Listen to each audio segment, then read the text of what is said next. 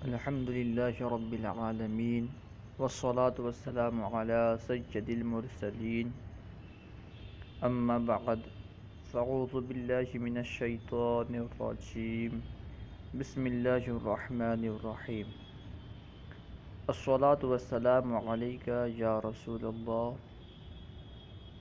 وعلى آلك وأصحابك يا حبيب الله الصلاة والسلام عليك يا نبي الله وعلى آلك وأصحابك یا نور اللہ۔ اس سے پہلے والے سبق میں ہم نے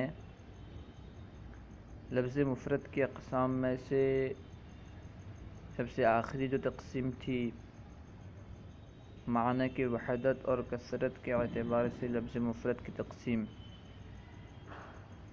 اس میں سے پھر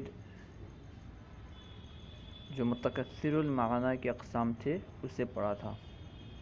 متکثر المعنی کے جو اقسام ہم پڑھے تھے وہ کل 4 تھے: مشترک، منقول، حقیقت، مجاز۔ آج ہم انشاءاللہ عز و جل مرکب کا بیان شروع کریں گے۔ بسم اللہ الرحمن الرحیم۔ مرکب کی اقسام۔ لفظ مرکب کی 2 قسمیں ہیں: نمبر 1 مرکب تام، نمبر 2 مرکب ناقص۔ یاد رکھیں اولا مرکب کی 2 قسمیں ہیں: مرکب تام، مرکب ناقص۔ مرکب تام یعنی جس میں بات مکمل ہو جائے، اور مرکب ناقص جس میں بات مکمل نہ ہو۔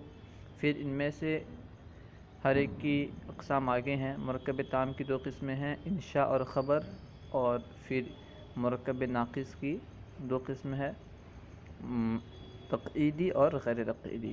اس کے بارے میں آج ہم مکمل طور پر پڑھیں گے انشاءاللہ۔ مرکب تام: ما یصح السکوت علیہ، جس پر سکوت درست ہو، یعنی مرکب تام وہ مرکب ہے جس میں سکوت درست ہو، یعنی متکلم نے جب کوئی کلام کیا تو سننے والے کو اسی سے پوری بات سمجھ میں آ جائے، کسی دوسرے لفظ کا انتظار نہ کرنا پڑے۔ جیسے زید قائم، زید قائم جب کسی نے کہا تو ہمیں پوری بات سمجھ میں آ گئی کہ زید کھڑا ہے۔ زید کے کھڑا ہونا ہمیں سمجھ میں آ گیا، کسی دوسرے لفظ کا انتظار کرنا ہمارے لیے ضروری نہیں ہوا۔ اسی کو کہتے ہیں مرکب تام، یعنی جس بات پر سکوت درست ہو، متکلم کے کہنے کے بعد کسی دوسرے لفظ کا انتظار کرنا نہ پڑے، اسے مرکب تام کہتے ہیں۔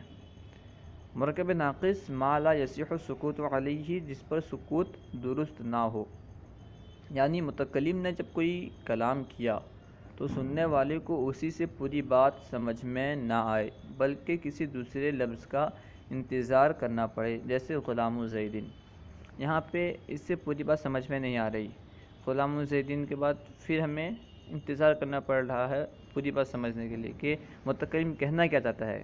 زید کا غلام کیا کھڑا ہے، بھاگ گیا، یا پھر بیٹھا ہے، متکلم کیا کہنا چاہتا ہے ہم پوری بات نہیں سمجھ پائے، بلکہ ہمیں ایک دوسرے لفظ کا انتظار ہے، کسی اور لفظ کا انتظار ہے جس سے بات مکمل ہو۔ یہاں پہ مرکب تو ہے لیکن یہ مرکب تام نہیں، مرکب ناقص ہے۔ مرکب تام کی اقسام۔ مرکب تام کی 2 قسمیں ہیں: نمبر 1 خبر، اس کو خبر کو قضیہ بھی کہتے ہیں۔ نمبر 2 انشاء۔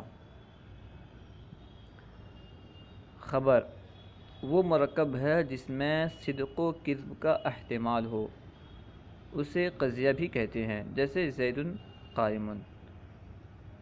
خبر اس مرکب کو کہتے ہیں جس میں صدق و کذب یعنی سچے اور جھوٹے ہونے کا احتمال ہو سکتا ہے کہ وہ مرکب یعنی وہ کلام جو ہو وہ سچا بھی ہو سکتا ہے، جھوٹا بھی ہو سکتا ہے، دونوں کا احتمال ہو۔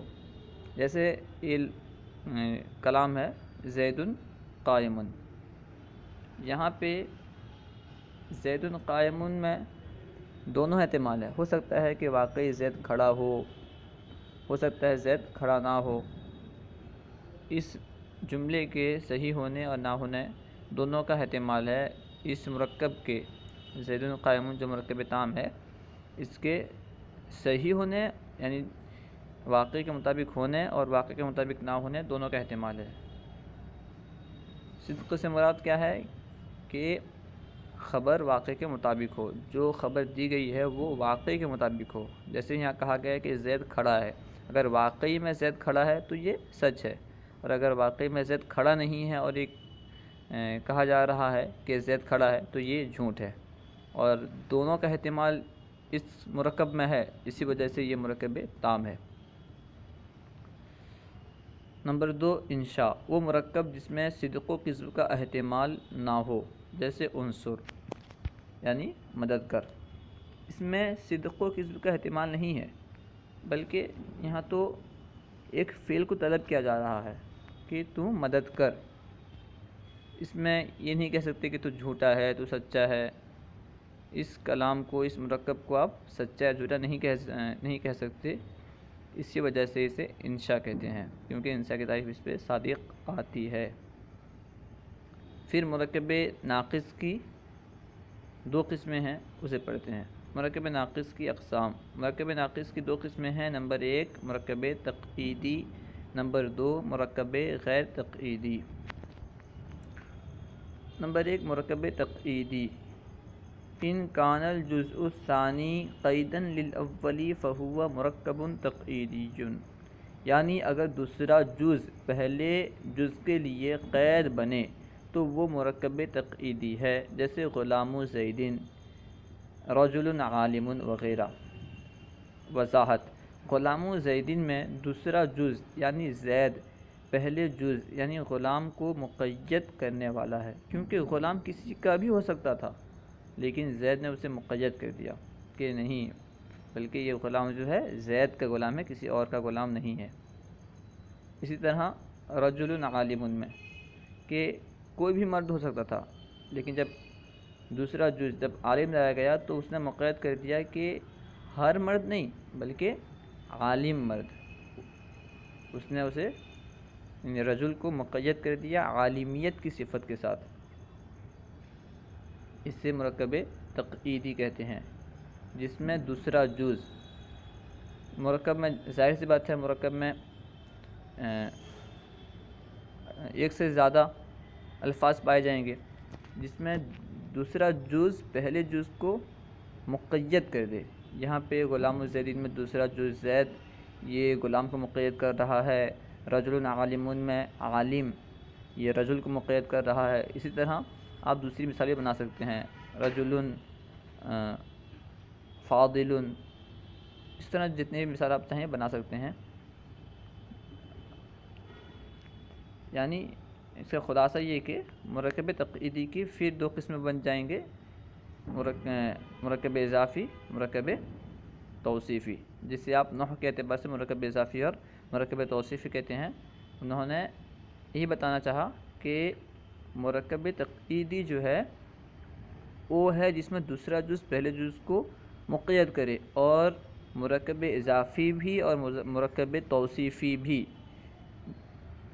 یہ دونوں میں دوسرا جز جو ہوتا ہے پہلے جز کو مقید کرتا ہے، اسی وجہ سے ان دونوں میں مرکب تقعیدی کی تعریف صادق آئے گی۔ مرکب غیر تقعیدی، وَإِن لَّمْ يَكُنِ الْجُزْءُ الثَّانِي قَيْدًا لِلْأَوَّلِ فَهُوَ مُرَكَّبٌ غَيْرُ تَقْعِيدِيٍّ، اگر دوسرا جز پہلے جز کے لیے قید نہ بنے تو وہ مرکب غیر تقعیدی ہے، جیسے فی الدار 11 طفلا۔ وضاحت: فی البستان میں دوسرا جز بستان پہلے جز فی کو مقید نہیں بنا سکتا، کیونکہ فی حرف ہے اور حرف مقید نہیں ہوتا، اس لیے کہ مقید ہونا اسم کا خاصہ ہے۔ جیسے فی الدار 11 طفلا میں آپ نے دیکھا کہ یہاں پہ دوسرا جز جو ہے بستان، فی البستان 11 طفلا، اس میں دوسرا جز جو ہے بستان، یہ طفل کو یعنی فی کو پہلا فی ہے اور دوسرا جز یہ بستان ہے۔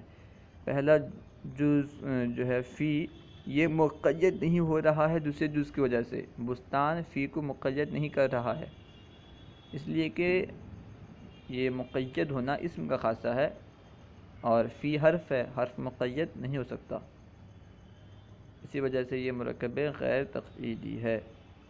صلو علی الحبیب صلی اللہ تعالی علی محمد۔